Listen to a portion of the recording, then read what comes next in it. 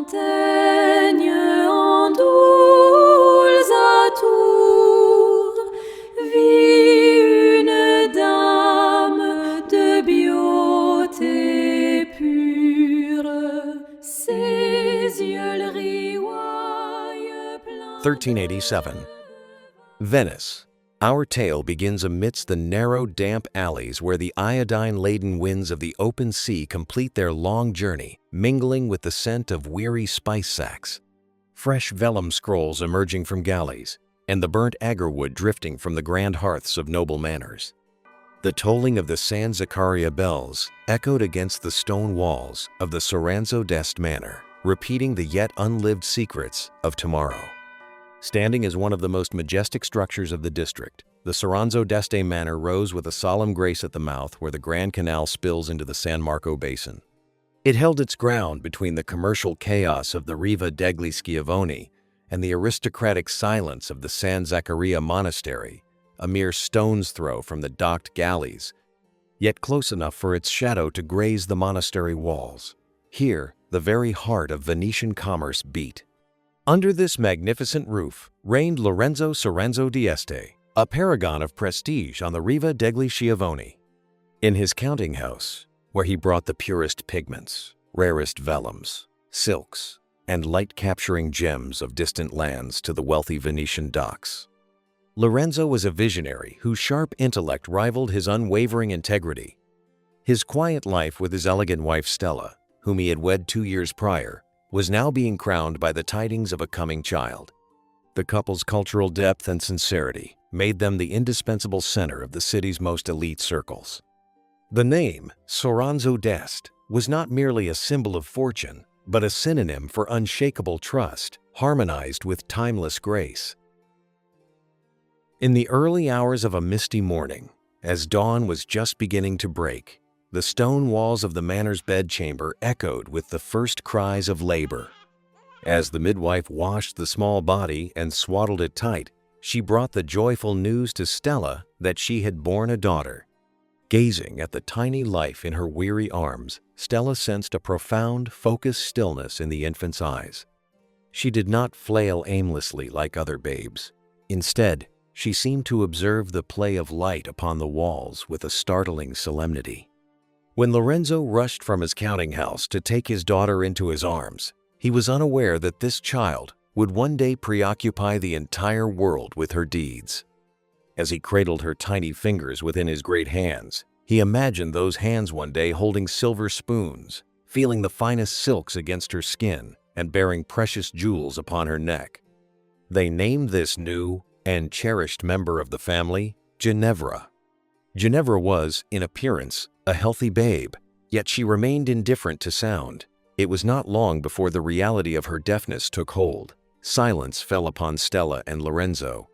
The devoted maestra moved in a state of helpless agitation, whispering frantic commands to the servants. The manor, once the indispensable hub for the city's elite and the site of magnificent galas, assumed the funereal air of a desolate graveyard. Not a sound was heard. Servants walked on tiptoe, performing their duties while hiding in the shadows to avoid notice. The manor's doors were closed to visitors, and all invitations were politely declined. It would take a great deal of time before Stella and Lorenzo could reconcile themselves with this truth and move past the initial shock. By the year 1392, when Ginevra reached 4 or 5 years of age, she was not a child running through the high-ceilinged halls of the manor, but a small silhouette dissolving into the shadows of dim corners. While her peers rejoiced in the noisy atmosphere of the Venetian carnivals with their ornate masks, Ginevra would freeze, locked onto the dance of dust motes within a beam of light. Her introverted behavior, her rhythmic rocking, her inability to make eye contact, and on top of it all, her being left-handed deeply saddened Stella and Lorenzo. In those times, to be sinistra, meaning left-handed, was ill-received. It was often deemed cursed or uncanny by religious authorities. Being sinistra was perceived not merely as a physical trait, but as a kind of moral deformity. The social hierarchy and religious symbolism were so potent that anything different was cast out of the system. In truth, Venice stood as the crossroads of knowledge of the era. Advanced medical insights from Islamic lands and ancient Greek texts flowed through Venetian ports into Europe, yet autism had not yet been named. Venice was one of the most informed yet pragmatically ruthless cities regarding mental ailments. However, the flip side of the coin held deep superstition and rigid religious dogma. It was a city caught in the vice between Eastern medicine and Western ecclesiastical pressure. Had Stella and Lorenzo not been so wealthy and influential, they would have inevitably become a social blemish within the fabric of this dogmatic grip. Stella and Lorenzo simply could not reconcile themselves with the fact that Ginevra was mentally disabled, deaf, mute, and left-handed. They were prepared to pour their entire fortune into making their daughter like other children. Through the intervention of influential family friends, Professor Michele Savonarola took a special interest in Ginevra. Lorenzo mobilized the finest tutors of the age, yet due to Ginevra's reticent demeanor, they could not teach her a single letter. Moreover, no matter how much they struggled to make her hold a pen while writing or a spoon while eating with her right hand, their efforts yielded no result. For Ginevra, letters were nothing more than meaningless, complex characters. The doors to the world of words were closed to her from birth. She would sit at her father's desk and watch him write by candlelight for long stretches without so much as a blink. To others, Ginevra was merely a strange girl who took refuge in her father's library to flee the crowds and loathed making eye contact. From Ginevra's perspective, the situation was even more dire. People moving their mouths at one another was a total enigma to her. She tried to imitate them. She would take a book and move her lips while looking at it. Sometimes she would move her lips toward the guests' children as well. Yet no matter what she did, she could never elicit that warm response. When she did this, nothing happened but the snickering of the children. When she occasionally moved her lips toward her mother would only look back with worry and sorrow. Yet when other children did the same, they were met with smiles, their heads were patted, and they were rewarded with apple sherbet and sweets. What were the other children doing differently? Ginevra had tried a few times to earn a reward, but alas, she had failed. Once she concluded that she was not loved as much as the other children, she closed the doors of her mind to the noisy outside world forever. Stella had exerted great effort to ensure Ginevra spent time with other children, yet it always ended in disappointment. The laughter and mockery directed at Ginevra by the children of their friends wounded Stella deeply. To prevent their daughter referred to as sinistra due to her left-handedness from encountering noble family friends at dinner, they practically isolated her. In truth, Ginevra's own preference was for solitude. The reckless, fawning behavior of the other children and their attempts to establish eye contact were utterly repulsive to her. Such environments inevitably led to her fleeing and hiding in tears. Fortunately, Maestra knew that, every time, she would find her weeping in the library as if she had placed her there herself. The easiest way to soothe Ginevra, or bring a smile to her face, was to place a piece of charcoal and a sheet of vellum in her hands. With immense gravity and the air of a master painter, she would set about imitating the illustrations and scripts she found within books. Lorenzo watched his daughter's fascination with drawing with great interest. To nurture this talent, he constantly brought her fresh vellums and costly pigments. He would spend a fortune just for the sake of Ginevra's priceless smile. In that era, vellum and pigments were reserved only for the most significant works and were worth a king's ransom. Yet, for Lorenzo, the value he placed upon his daughter could not be compared to any material wealth. Ginevra took great delight in examining books on botany and astronomy, for these volumes were filled with vibrant illustrations. She did not merely study the botanical drawings, she deconstructed them in her mind and rebuilt them anew. Much like the way she rearranged the very stars in her mind. To Ginevra, the sight of people standing before one another and rhythmically moving their mouths resembled the vibrations of leaves swaying harmoniously in the wind. She could not fathom why these motions, the purpose of which remained a mystery, returned to other children as apple sherbet or a tender touch, while returning to her only as a gaze of anxiety. Ginevra was intelligent, yet she was no genius. She was merely a pure and ignorant child, lost within her silence, striving as best she could to make sense of this strange flow around her. In that corner of the library where no one could teach her anything, her meticulous examination of the illustrations in botanical books was not a hunger for knowledge, but rather an urgent effort to impose order upon the vibrant chaos she beheld. She knew not how to read or write, yet she had watched her father at his script for so long that she had engraved upon her mind the way he curved the tips of the letters and the elegant flourishes he added to the ink, as if they were works of art. These strings of characters, formed in her mute world, connected like plant roots. When a sheet of vellum came into her hands, they transformed into a visual symphony at the tip of her quill.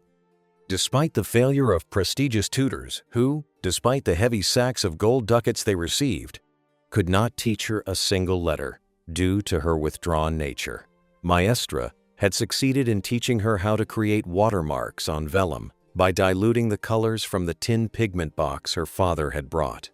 Creating light-colored, patterned backgrounds on vellum and covering them with nonsensical scripts made of her own invented, peculiar letters became Ginevra's sole amusement. In her mind, she was making them exactly like the real books in the library. In reality, they were not even close. Lorenzo, like every intellectual Venetian, harbored a keen interest in alchemy. In that era, the mysterious art of alchemy was a binding thread in the conversations of the day. Whenever he gathered with his shipowner friend, Messer Valeriano Segredo, and the esteemed notary, Messer Barnaba Trevisan, they would dive into cunning and heated discussions regarding their shared passion for the alchemical arts. At the time, alchemy was viewed as a somewhat dark endeavor, practiced clandestinely in hidden corners. Consequently, Lorenzo had established a small hobby workshop in the cellar of his manor. Although he had failed to produce a single useful invention in his lifetime, he spent his leisure hours conducting personal research based on the scientific treatises he studied.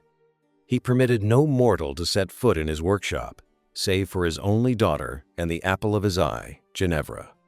Ginevra savored this privilege to the fullest, watching her father's work with such curiosity and focus that she strove not to miss a single nuance. Although she understood perfectly from her father's tense body language that certain materials were not to be touched and that she must keep her distance from the table, she would lean in so close as to nearly come between Lorenzo's thick fingers and the delicate tweezers he held. She etched her father's working rhythm, that chaotic order, and the very spirit of alchemy into the depths of her memory. It was the only place where she was liberated from her typical evasive glances. In the year 1396, by the time Ginevra reached the age of 9, she had elevated her invented letters to an aesthetic that felt to her meaningful enough to be spoken with the lips. She had masterfully blended the Latin letters she saw in books with Arabic characters to form her own unique alphabet. Her drawings had also evolved. She began to paint with a newfound awareness of light and shadow. She lacked natural talent, yet she possessed an unwavering resolve. Behind that stoic, emotionless facade, she sensed she was producing something more significant, feeling a nameless excitement she could not quite define. To be productive was as much a silent escape as it was a mechanical expression of the sentence, "I too can do this." At times, she would painstakingly imitate the colorful floral borders and the stylish asterisks placed before itemized explanations that she saw in the school books of other children. All her effort was likely an attempt, if not to prove to her grieving parents that she was capable of what others did, then at least to prove it to herself. If Stella or Maestra did not intervene, Ginevra would stand at her father's desk for hours, swaying back and forth, waiting for Lorenzo to arrive and hand her a sheet of vellum. For Ginevra, the concept of time did not exist. Just as Ginevra could not hear the laughter rising from the festive tea parties in the manor's magnificent halls, it was impossible for her to see the massive icebergs breaking off from the hearts of Stella and Lorenzo every time they looked at her. Ginevra had built her own world, flowing gently toward wherever life led, like the silent and murky waters of a canal within a linear time. 1403. This was the year the fragile balances within Ginevra Sinistra's world were utterly laid to waste. The heavy silence within the 17-year-old's mind was now churning with the ungovernable storms brought on by growth and hormones. She was in the throes of a bodily transformation she struggled to comprehend. Her increasingly intolerant and volatile emotions frequently erupted into aggressive outbursts. Stella and Lorenzo stood bewildered and helpless before this mute turbulence. In Venice, where rumors flowed faster than the murky canals, the toxic whispers among the nobility struck Lorenzo's shoulders like a sledgehammer. Is this mute Sinistra the price for the sins of the Soranzo d'Este family? According to their peers, Ginevra had reached the age of marriage. Yet for Ginevra, marriage was more than a distant prospect, it was an impossibility. Furthermore, the untimely death of Stella dragged this dark tableau into absolute desolation. Before Lorenzo could even mourn the loss of his life partner, he found himself utterly alone, with a mute, left-handed, and tempestuous tragedy in his arms, one he knew not how to manage. Finding a suitable suitor and marrying Ginevra off seemed equally impossible.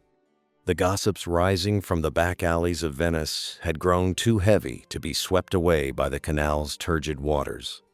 The poisonous insinuations reaching Lorenzo's ears had transformed into black stains that could no longer be ignored. He loved his daughter more than anything, yet he was solitary and desperate within a misty storm. The fresh agony of losing Stella had completely closed his mind to the idea of remarrying. Even the loyal efforts of the servants and ushers proved futile. Sorrow settled over the manor like Venice's famous channel mist. In this suffocating silence, it was imperative that Lorenzo find a way out. With the sudden passing of Stella, the last compassionate interpreter in the household was gone, and for Lorenzo, his only daughter had transformed into an object of fear mingled with love.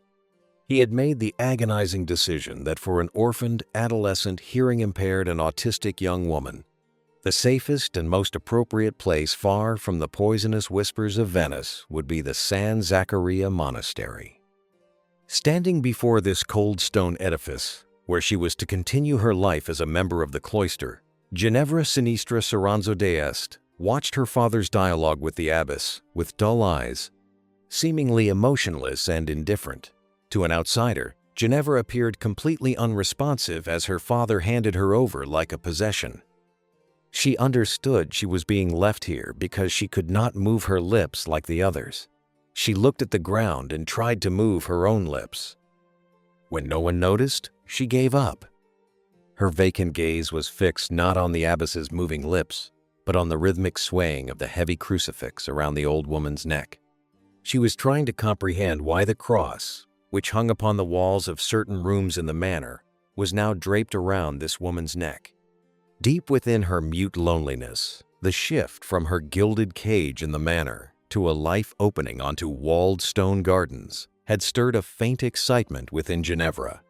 Could the stone geometry and silent symbols of this hushed monastery fill the immense void created by the sounds she could not hear? As Venice's clingy mist settled upon the stone courtyard of San Zaccaria, Ginevra recorded her father's gentle nudge, pushing her toward the abbess like one releasing a precious entrustment into her mind as a mechanical severance. 1404, Ginevra had emerged from her gilded cage and set about exploring the texture of her new life with her own hands. She could now personally touch the plants she had once only seen in vibrant books. She felt not the slightest hesitation in staining her hands with earth and mud.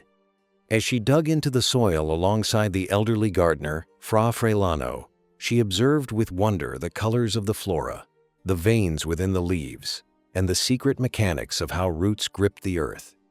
The scent of fresh soil mingled in her mind with the smell of old paper from the library that had imprisoned her childhood. Yet, the discipline of the monastery remained an insurmountable wall. Knowing no prayers, she could not join in the rhythmic vibrations of the hymns.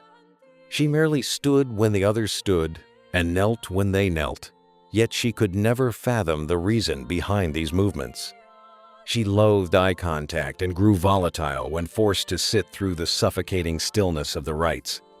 Hearing nothing, she became overwhelmed and tense from watching those meaningless lip movements. Consequently, she was often hastily blessed and released to her true sanctuary, the garden or her chambers. To Ginevra, Fra Frelano's calloused hands tilling the earth were perhaps the most honest rite she had ever witnessed in the world. Instead of the incomprehensible mouthings within the church, the damp soil she felt at her fingertips and the mute engineering of the plant roots provided her with a true sense of belonging. Immersed in the earth by day, Ginevra would sometimes venture into the garden at night to turn her face to the heavens, striving to engrave the flawless geometry of the stars upon her memory like a map.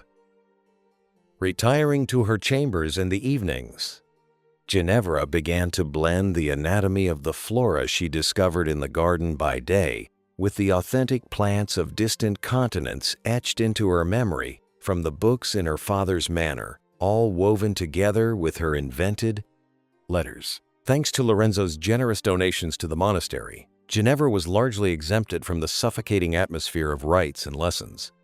With the expensive vellums and rare pigments her father brought upon every visit, she was patiently permitted to construct her own silent masterpiece. She swiftly distanced herself from the lessons clumsily attempted through signs and from forced social contact. For her mind worked not with words, but with that childlike visual memory that deconstructed phenomena only to reassemble them. For Ginevra, these invented letters and vibrant drawings were not merely a pastime. They were the very essence of the magnificent and mute mechanism she had built to make sense of the world around her complex mind. Naturally, every page of this wordless symphony was inscribed upon those rare vellums Lorenzo had imported from afar.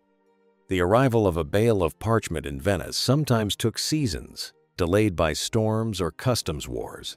Ginevra would sometimes spend months swaying in patient anticipation for a single blank page to arrive from the ships. When her paints ran dry, she did not hesitate to fill the limited vellums at her disposal with her own language, using only soot-laden ink. Those asterisks and marginalia she had tried to imitate as a child had now become automated reflexes at her fingertips.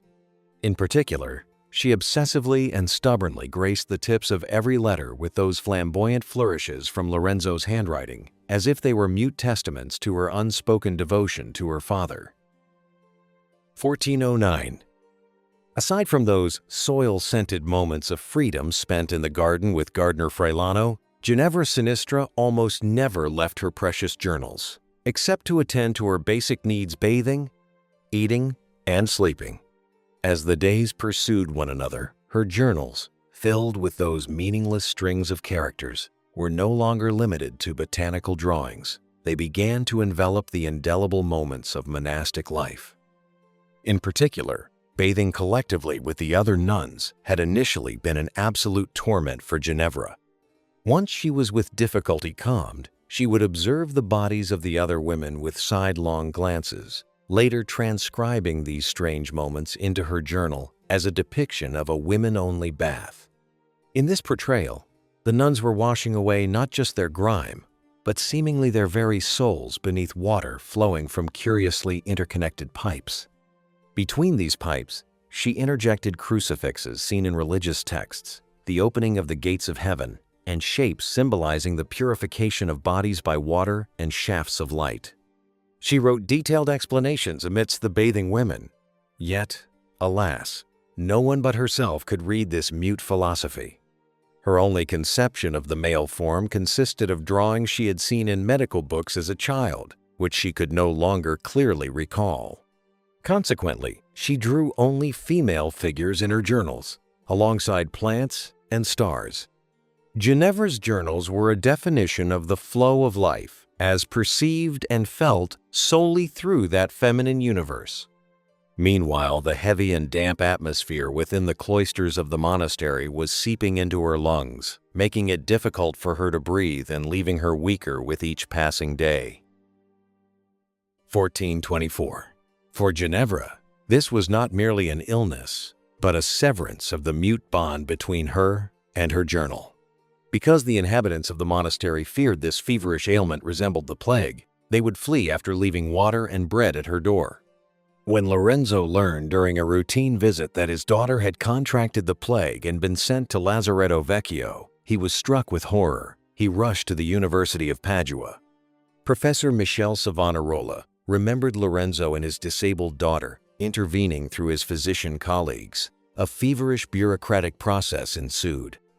Lorenzo traveled to the island, but because Ginevra was quarantined, he was turned away. Ultimately, through the influence of friends and hefty donations, Ginevra was granted the status of the wealthy elite, removed from the healing water basins and canals shared by the masses of plague victims. In the uncanny silence of Lazaretto Vecchio, meticulous forced examinations revealed that Ginevra did not have the Black Death, but rather pneumonia, a legacy of the damp cloisters. Thanks to substantial donations, a private healing mechanism was constructed for her, as it was for other wealthy patients. The fragrant Bagnarola treatment, performed in a private wooden tub called a tenosa with medicinal herbs and vinegared water, greatly soothed Ginevra. This intensive and careful care, known as the cura in botte technique, fueled by Lorenzo's guilt-ridden devotion and the political weight of his bureaucratic allies, pulled Ginevra away from the island filled with the breath of the plague-stricken and the muddy footprints of death. Having regained her health, Ginevra returned to San Zaccaria. Her first task was to draw her memories. She struggled greatly to depict the scene. For instance, to describe time, she could find no other way than to draw the things that a goat eats. 1436. Time had flowed as silently for Ginevra as the waters of the Venetian canals. She had long since committed the memories of the healing water baths of Lazaretto Vecchio to vellum, surrounding them with her own language. Now her eyes struggled to discern those fine details. Her brush, once more obedient, visibly trembled as she painted the veins of her famous invented hybrid flowers. Sometimes the paint would bleed past the edge of a leaf. Ginevra would wipe the smudge with a finger cracked from the earth and continue from where she left off. She was no longer in pursuit of perfection. As long as she was provided with vellum and pigments, the act of transferring what was in her mind had become a routine for her. Ginevra lacked the perception of time necessary to realize that her father had not visited her for a long while. Lorenzo had quietly departed from this world years ago. Yet, that honest merchant's mute love for his daughter and his deep sense of guilt continued to live on through the testament he had prepared. Per Lorenzo's will, his younger second wife Verde never withdrew her protection from Ginevra Sinistra. Her stepmother, whom she had never met, and siblings she did not know, continued to provide for all of Ginevra's needs until her death. To that family she never knew, Ginevra Sinistra was like a mysterious and sacred madwoman of the family living in a distant land. The gold sent regularly to the monastery each month ensured Ginevra's silence, her safety, and the uninterrupted flow of quality vellums and expensive inks to her desk. Though she never saw her new family, with every touch of the smooth texture of the vellums and every drop of ink she spent, Ginevra felt the distant and protective hand of her father upon her shoulder. 1438. Ginevra Sinistra Soranzo d'Este could no longer hold the quill that had reigned over her vellums for decades. On her deathbed, she lived out her final days in a dignified, mute silence. The young nuns, having witnessed their silent sister's obsession with writing books, wished to gladden her in her final moments. With innocent zeal, they gathered the hundreds of pages accumulated on the desk and shelves, bound them hastily, and brought the volume to Ginevra's bedside with great excitement. Had Ginevra possessed the power of speech, she likely would have told them that the volume shown to her with such pride had no coherence, neither chronological nor thematic. Everything was simply jumbled together. The inks in the old wells on her desk were beginning to dry. When she turned her cataract-clouded eyes toward her workbench, she could still discern the azurite blue with which she painted the cradle of the unreachable stars, the verdigris green that gave soul to Freilano's garden, and the cinnabar red that recalled the distant memory of her mother Stella's cheeks. These costly colors were now merging into an eternal silence, not just upon the vellum, but within Ginevra's weary mind. Her breathing grew irregular. One last time, she tried to move her lips. As her desk bore silent witness to Sinistra's final breath, Venice seemed even mistier than usual. While the nuns cleared a path for Ginevra's soul with prayers and hymns, Ginevra had already imprisoned her spirit within her old chest, alongside more than 200 pages of vellum. Lorenzo's love, Stella's memory, and Freilano's plants were now tucked between the pages of these manuscript journals, just like the memories of this silent woman's confined world. 1583. In Venice, the tides had risen, the moldy, dense humidity threatening the lower floors of the San Zaccaria monastery forced a clearance of forgotten items in the dark recesses of the cellar. After 145 years, these objects, finally preparing to see the sunlight, were being sorted into piles to be discarded or sold. A notice was posted on the monastery wall announcing the sale. The cracked voice of a street urchin echoed through the San Zaccaria square. Vengan, vengan, signori at dawn, collectors come hither, vengar. Moldy libraries, tarnished silver candelabras, rusted censers. Everything for a single ducat, with the nuns' prayers thrown in for free. Vengan! Sacred relics are here! Vengar! Vengan. Sacred relics are here. Vengar. Without even bothering to clear the dust and cobwebs, the sextons hoisted Ginevra's chest and tossed it against the wall upstairs, alongside other items to be auctioned. The highest quality vellums, for which Lorenzo had once spent a fortune to lay before his daughter, now sat at the bottom of the chest as a few volumes bound by the nuns' clumsy yet naive craftsmanship and bundles tied with linen cords. In the eyes of this new abbess, who had not even been born when Ginevra died, the chest before her was filled with scribbles too meaningless to be categorized as the sacred relics mentioned in the announcement. To her, this heap unnecessarily taking up space was merely ballast that needed to be discarded as quickly as possible. As the Venetian waters rose, John Dee, present in the city on a mission of espionage and dark alchemical research for Queen Elizabeth, heard the shrill cry of the urchin in Campo San Zaccaria. Driven by an unstoppable desire for discovery and a hunger for ancient knowledge, he was the first to arrive at the monastery gates. The chest stood against the wall, its lid slightly ajar. Dee's mystic eyes did not fix upon the silver candelabras or the moldy furniture. They locked directly onto the bales of vellum resting within that dusty chest.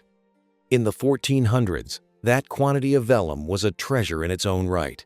A collection upon which such a fortune had been spent surely had to contain the greatest secrets of the universe. When Dee opened the cobweb-covered lid and touched the first vellum, he came eye to eye with Ginevra's sorrowful gallows characters. For a moment, his breath caught. In these characters, he imagined he saw a lost fragment of the Enochian language whispered to him by angels. He mistook this unknown tongue and these incomprehensible drawings for a cosmic cipher of the universe. Offering the highest price up front, he purchased all of Sinistra's vellums in great bundles. Dee believed he held a sort of divine key written in the language of angels. In reality, those vellums contained only a mute girl's searing longing for her mother, the spirit of the plants she had bedded in the garden with Freilano, and the scent of the costly pigments Lorenzo had brought her. This ordinary notice of liquidation became the moment Ginevra's private world went public. The phrase in the advertisement, "Venite con denaro pronto," meaning "come with ready money," was the tragic irony of the gold Lorenzo had spent for his daughter, returning to the monastery's coffers centuries later as the price for second-hand goods. 1584. John Dee and his ambitious assistant, Edward Kelly, slipped through the misty gates of Prague. Dee had acquired this manuscript not as a mere collector, but as a key that would decode the cipher of the universe. Yet, like every mind that struck against Ginevra's mute silence, he could not make sense of a single character. He resolved to market this unsolvable riddle to the Holy Roman Emperor Rudolph II, who was obsessed with alchemy and occult manuscripts as the language of angels. And so it was. Entering Rudolph's Kunstkammer, or Cabinet of Curiosities, these Ginevra vellums became as precious in the emperor's mind as the philosopher's stone of alchemy. At the end of this dark bargaining that lasted between 1584 and 1586, Dee surrendered Ginevra's 51 years of sorrowful silence to Rudolph's insatiable ambitions for the sum of 600 gold ducats. The book was now imprisoned as a mute witness upon the heavy, dim shelves of Hradčany Castle. Yet, this massive price was paid not just for the leather-bound vellums, but for the poisonous promises Dee whispered into Rudolph's ear in the shadowy corridors of the palace. Every time the emperor looked upon Ginevra's mute cry, he imagined he saw not the secret formulas of alchemy that transmuted metals into gold, but the door to immortality that opened the soul to eternity.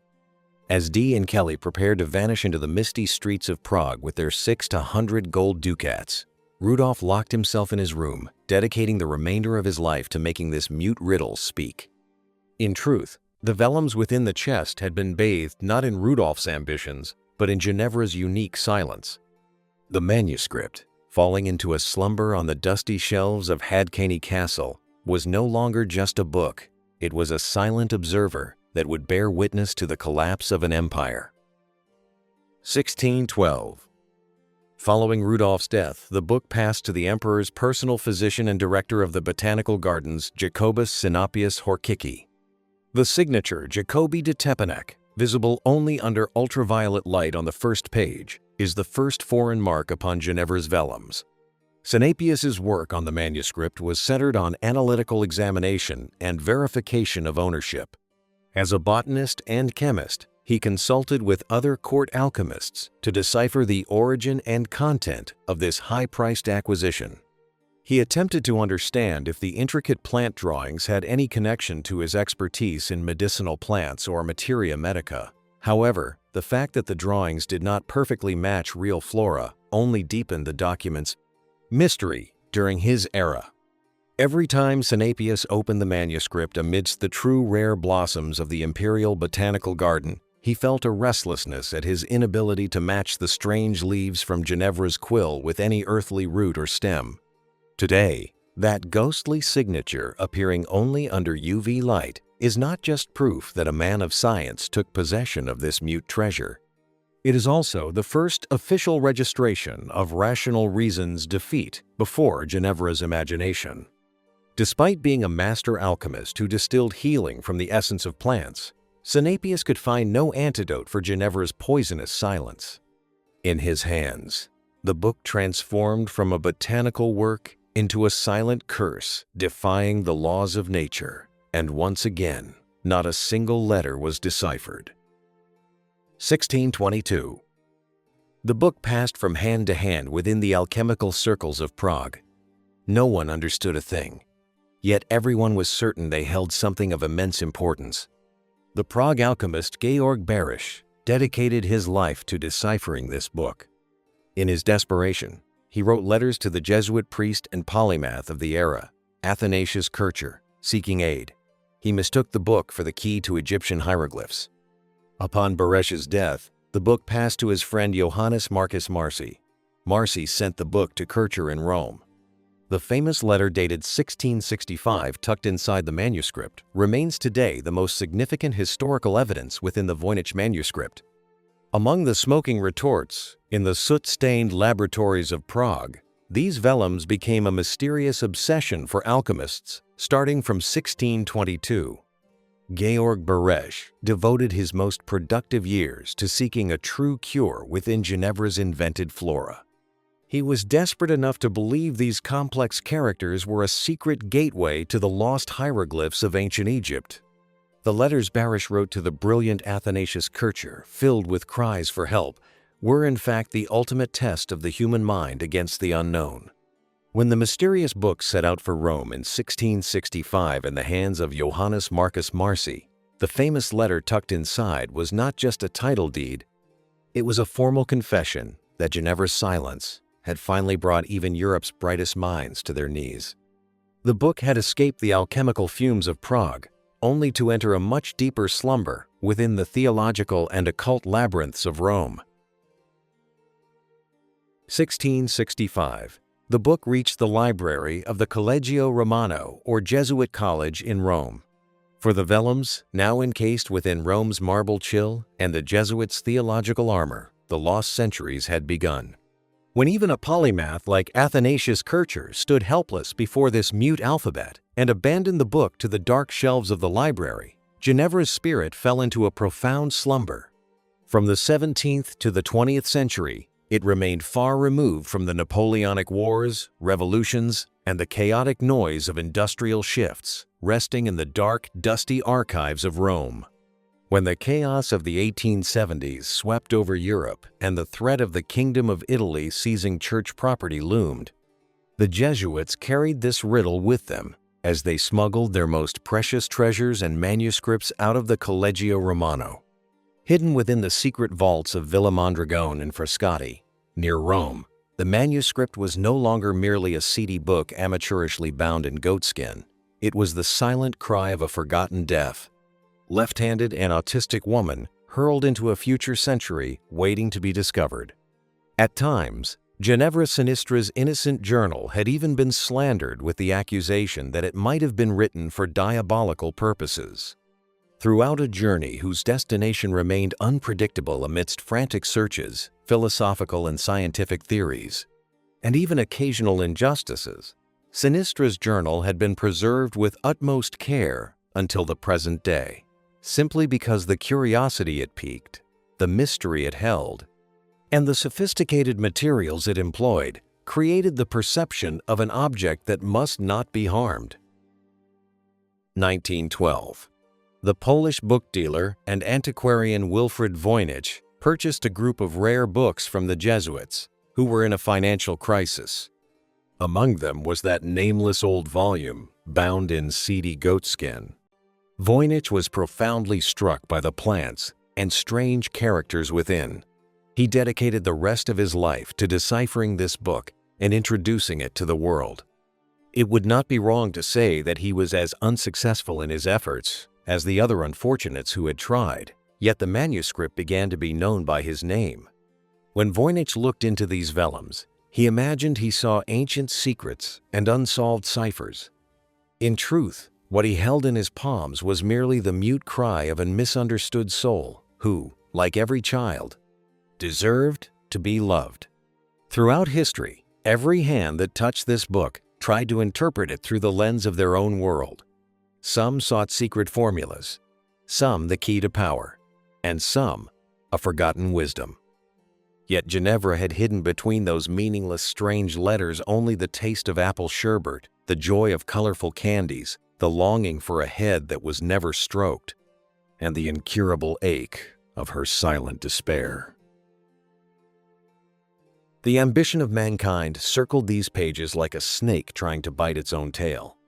At a frequency that barren minds could never reach, they mistook the pure cry of an autistic girl shouting, "I am here too, see me too," for an intelligence code.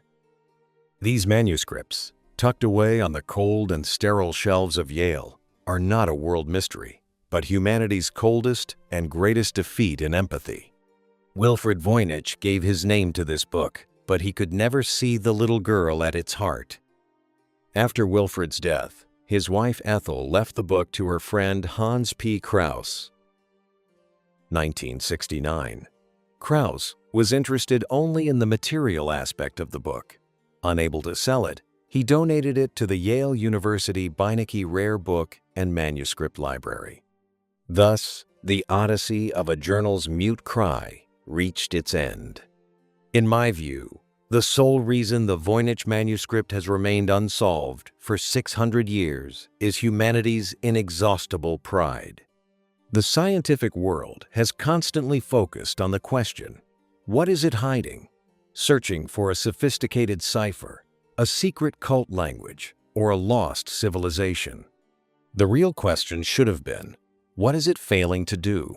Or, what is it attempting to achieve?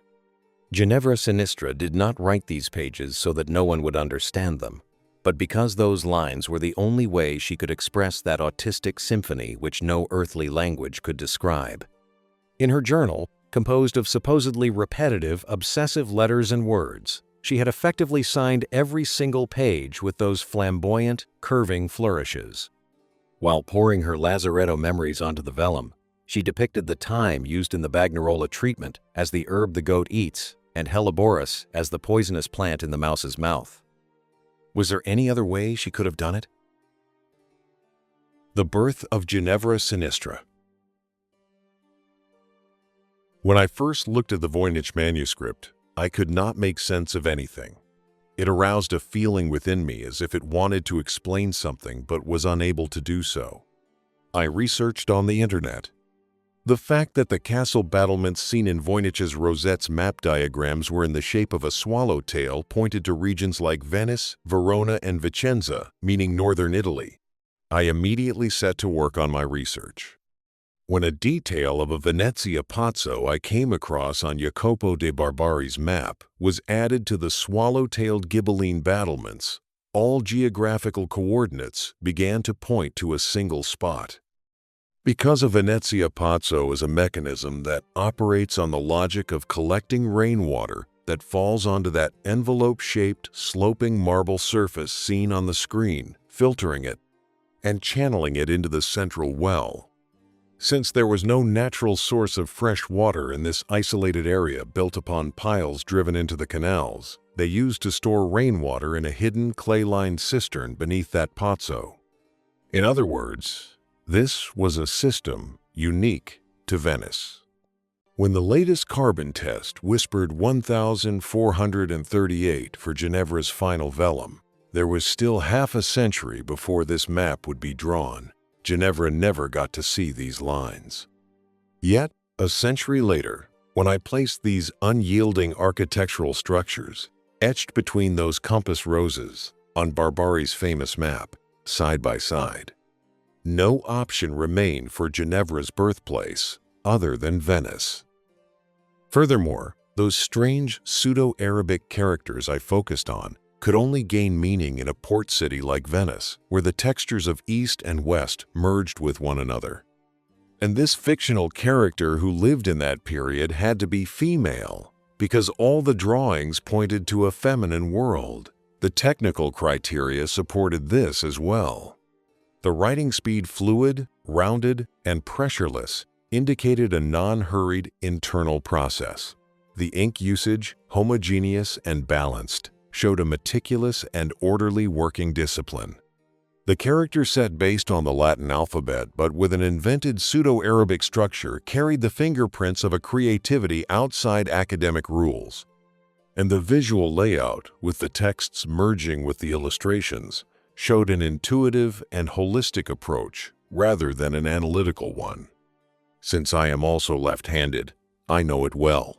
For a left-handed person, writing creates a resistance on the paper, contrary to the right hand.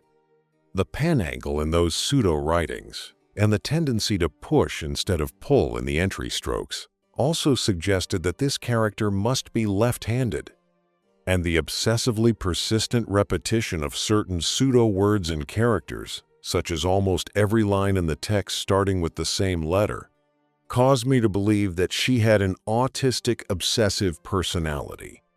When I researched the most common female names used in the Republic of Venice in the 1400s, I chose Ginevra out of the dozens of names I encountered. Thus, Ginevra Sinistra, meaning left-handed Ginevra, was born and joined us as a fictional hero with her autistic obsessive character. Notes: I think that almost all of the circular diagrams assumed to be astronomical or cosmological in the Voynich Manuscript are not universal depictions, but rather windows opening into the healing pools of lazarettos, that is, to the Bagnarolas. For instance, while depicting these Bagnarolas, Ginevra coded the Helleborus added to the pool, or tenotza, as the poisonous plant in the mouth of the mouse. Through the Helleborus figures held by the women in the tenosas around the pool, it has been attempted to explain the discovery of healing even within poison, like sulfur. Numerous similar examples can be encountered across the vellums. I have shared some of them in the projections section. I would especially like to underline Ginevra's obsession with the Helleborus. Her repeated use of this figure in such a striking manner points to an effort to comprehend how a poison could transform into a source of healing in the hands of people. When I try to empathize with Ginevra, it makes me feel as if this contradiction in her mind was a serious question mark that disturbed her. Which state of this plant is real? The one that heals, or the one that kills? For an autistic person, predictability is life. Once she grasped the rule that even a poison could turn into healing in the right hands, the external world seemingly became a less terrifying, more understandable place for her. The catharsis is exactly here. It is as if it is hidden within that deep piece of understanding that replaced that massive fear. Without wasting time on her numerous observations, which she drew simply because she cared deeply about them, I will try to convey what I saw when I looked at the vellums in this sea of profound possibilities, through my own vision. Among dozens of details, I have addressed only a small part in the projections section that I found most striking. You will see with your own eyes the simple operation of the rational connections I call the Ginevra algorithm, and how everything gains meaning one after another through this visual algorithm. Projections. In the manuscript, the first thing that stands out is Helleborus, which is used for healing purposes despite being a toxic plant. The frequent repetition of this figure on the vellums indicates that it left significant traces in Ginevra's life. Helleborus originates from the ancient Greek word Helleborus. It passed into Latin and then into scientific literature. In Greek, it is known to mean killing food or the plant eaten by fawns, referring to its toxic properties. On this vellum, the poison that needs to enter a rodent's mouth is expressed. As seen, the poison is not in the rodent's mouth. She pointed to where it should go with a curved line. Ginevra sent a clever message for careful eyes. In this depiction, she clearly portrayed a spotted fawn with its small horns, meaning the plant eaten by fawns. While depicting thyme, which is used as an antiseptic in Bagnarola treatment, as the plant eaten by goats, it is noticed that she struggled to express which healing ingredients were used in the formula of the cure prepared in lazaretto.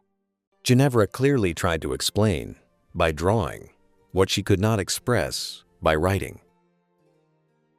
When looking at these vellums, as understood from the perfectly healthy and content appearance of the fish in the Bagnarola containing Helleborus, it is clear that Helleborus was added to the Bagnarola after precise measurements, in an amount that would not harm the fish or other shellfish. The liquid in the right pan of the scale and the solid substances in powder form in the left pan are clearly depicted. Beneath the scale, two women holding Helleborus convey the emphasis that this plant requires very precise measurement in the simplest language. Meanwhile, Ginevra tried to express the class difference among the patients as best as she could. While the tenazas of the patients on the outside of the pool are decorated with various patterns, the rural patients by the poolside receive treatment in uniform, spotted tenazas. In fact, these second-class patients are also privileged, because in some lazaretto depictions, there are also portrayals of patients treated collectively in basins dug like trenches and surrounded by bricks. Even some elite patients refuse to undress and could not part with their expensive hats to protect themselves from the sun. It is depicted multiple times that they used the same cure without wasting it, in bagnarolas connected to each other by channels. In this depiction, Magistra is portrayed distributing healing by blessing the cure prepared with controlled poison, along with vinegar and medicinal herbs, as understood from the Helleborus, at the tip of the staff she holds in her hand. The fact that this cure, prepared with poison and certain other medicines, was the equivalent of chemotherapy in those times and provided healing, directly aligns with historical data. In the next depiction, the giving of the collected plants to the Magistra is seen. It is known that in the 1400s, if a Virgo component was mentioned, it emphasized an essence in its natural form, undamaged by external factors such as air, heat, or moisture, and containing all its vital energy, meaning its archeus's state. The Virgo state of a plant is the moment when its healing power is at its peak. This means it was collected before sunrise, while dewdrops were still on it, or under a specific stellar alignment, and has not yet lost that pure life force it received from the soil, meaning its archeus state. Furthermore, as understood from the expression Virgo clearly seen in this depiction, someone obviously showed this word to Ginevra in a book, and then taught her the concept by pointing to the virgin nuns and the healing plants in their archeus state. With her characteristic elusive glances that never missed any detail, Ginevra established this connection that caught her interest in her mind and perceived the healing plants with a sacredness synonymous with the nuns. By drawing which healing plant was in its Virgo state, in which season, and at what time of day in this calendar, she tried to explain, as best as she could, that they must be collected at the right time. First, while expressing which plant should be collected at what hour using sun and moon figures, in her other depiction she created a calendar of her own, showing the most productive time of the season with 4 Helleborus signs, and the least productive time when it went to seed with only 1 Helleborus sign. Botanists or agricultural engineers will understand everything at their first glance at this calendar pointing to these periods. Next is the vellum that describes in detail where these materials were sourced from. This drawing is Voynich's most controversial vellum regarding the 9 regions inside, known as the Rosette's map. We will not join the ongoing discussions about the regions, because we will focus not on where the regions are, but why they are on this map. Ginevra explains everything in such simple language that our job is quite easy, meaning it requires no expertise or accumulation of knowledge. If you are ready, I am beginning. The meaning of the sleeping sun in the upper left corner of the vellum is evening, meaning west. As seen, there is a healing pool called Bagnarola in the center and 8 different regions around it. She depicted the supply chain in a detailed manner, with the flow of materials taking place from various sources of each region into the Bagnarola. The regions containing the famous Helleborus depiction, the upper right and lower center, point to the fields, gardens, or greenhouses where Helleborus and other medicinal plants are grown. We continue with the church, which is the authority and spiritual source in the lower right corner. Also, the meaning of the awakened sun in the lower right corner is morning, meaning east. On the map, the region in the upper center is a mill, and it is depicted that ground herbal extracts such as thyme, myrrh, frankincense, and Helleborus probably flow from there into the Bagnarola. The water flowing through a pipe system from the basin in the upper left corner seems to be the liquid source of the Bagnarola. Due to its white appearance, it is highly likely to be sulfurous water, or, what makes the most sense, a lime pit. It is seen that mineral, natural spring waters are obtained from the small basins and sources in the lower left region. On the map, she probably tried to express that alchemical powders such as sulfur, alum, Epsom salt, magnesium sulfate, copper sulfate, blue vitriol, and antimony were obtained from the spotted regions depicted in the middle right and middle left. At the point where the material flow ends, inside the Bagnarola in the center of the map, we see that vinegar, thyme oil, and other alchemical materials, otherwise known as materia alchemica, were accumulated in the stored elixir bottles. Ginevra also poured onto the vellums the preparation of all these obtained materials in the bagnarola to be turned into a cure and used in the cura in botte treatment. The magistras around the bagnarola prepare the cure by mixing the medicinal herbs in their hands in water with medicines like vinegar and sulfur. And she clearly depicted that the cure was left overnight or subjected to a process. The distinct bubbles around the bagnarola may express the resulting chemical reaction, boiling, fermentation, or foaming and overflowing. It is understood that 4 magistras, boiled among the foams, continued this feverish work non-stop throughout the night. As seen, everything is clearly out in the open. There is nothing hidden or secret. Now is the perfect time to empathize with Ginevra, because in a few moments we will better understand what she understood and how. In her drawings, one feels that the concept of reproduction was nothing more than a theoretical shadow conveyed to Ginevra in an extremely clumsy manner. When someone attempted to explain to her that feminine and masculine nature is also embodied in plants, this clumsy sign language clearly turned into a dramatic communication accident in Ginevra's mind. The feminine and masculine plant depictions in the next vellums are the most concrete pictograms of this conceptual confusion. In plant figures carrying genital organs, Ginevra dared to portray the fertility and reproductive cycle of plants with fruits on branches and seeds in flowers. But clearly, the dogmatic pressure and furrowed brows of the Church caused these detailed depictions to be scraped off and erased from the vellum. The most rational proof of the existence of this censorship is that the genital structure of the plant drawn on the back page is consciously and with precision synchronized with the scraped area on the front page. Thus, Ginevra seems to have sneakily succeeded in preserving the forbidden, shameful truth as a hidden layer within the texture of the vellum. In addition to starting to depict plant roots as figures with humanoid limbs as a result of the communication accidents in question, it is clearly felt that she attached sensory and humanoid anatomical meanings to the strange intertwining of plant roots in some of her drawings. I think Ginevra might have been influenced by the translations of Tequinum Sanitatis at that time. My research on the internet for similar matches extends all the way through works like De Materia Medica, Ars Notoria, and the Gayat al-Hakim of Picatrix to Shams al-Marif. When viewed from this perspective, it is clearly seen that Ginevra had full access to the most elite libraries of the period. Despite this, she persistently continued obsessive repetitions, such as the pseudo-words ending in 89. Taking all this into consideration, my opinion that Ginevra experienced chronic mental dissociations almost solidifies. Meanwhile, Ginevra does not hold back from teaching some lessons either. By portraying the new shoots emerging from the root of a cut tree, she expressed multiple times that a tree cannot be killed by being cut. As long as its roots hold on to the soil, nature can maintain its unshakable fertility.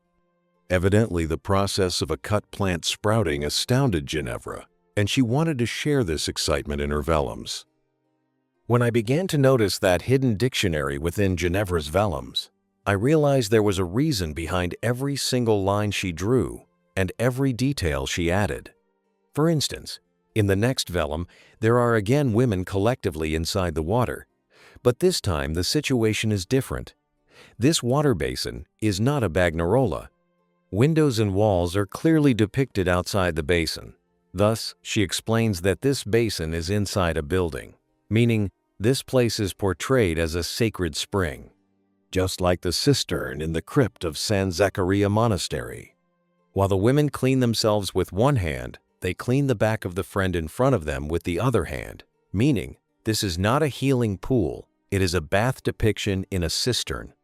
With the green color she used in the depiction of the water, she wanted to convey the feeling created by the slippery, slimy moss at the bottom of the water. It is clearly seen that she used blue pigment for the windows on the walls. She also put blue brush strokes on the legs of the women inside the cistern, yet she painted the water green. From this, we understand that her reason for painting this cistern green was not the absence of blue pigment. It was the simplest way to depict the slippery moss. I believe we have now decoded Ginevra's style of expression.